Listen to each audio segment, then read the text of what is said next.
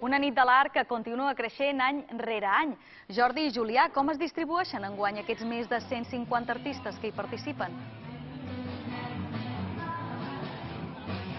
Bon vespre, Irene. Doncs es distribueixen a cadascun dels racons d'aquest poble de Sarracó. Aquí, per exemple, en aquesta plaça, la plaça del General Weyler, està dedicada a la música en directe i també a l'escultura amb elements impressionants com aquests que tenim aquí darrere nostre. Aquesta edició de la Nit de l'Art de Sarracó, la 8ª, és la més ambiciosa perquè es preveu que vinguin fins a 5.000 persones d'aquí. Recordem que Sarracó té 850 habitants. Hi ha, com diem, 155 artistes, que és el nombre màxim que no s'havia arribat mai aquí a Sarracó.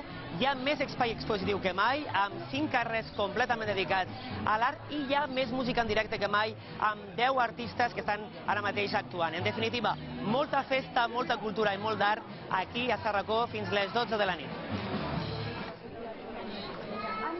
A mí personalmente la de este pueblo me gusta mucho, ya es el 5º año que vengo y la verdad que me atrae bastante. Ja m'agraden moltes quadres, però vaja, tot m'agrada, però la part dels quadres és el que m'agrada més.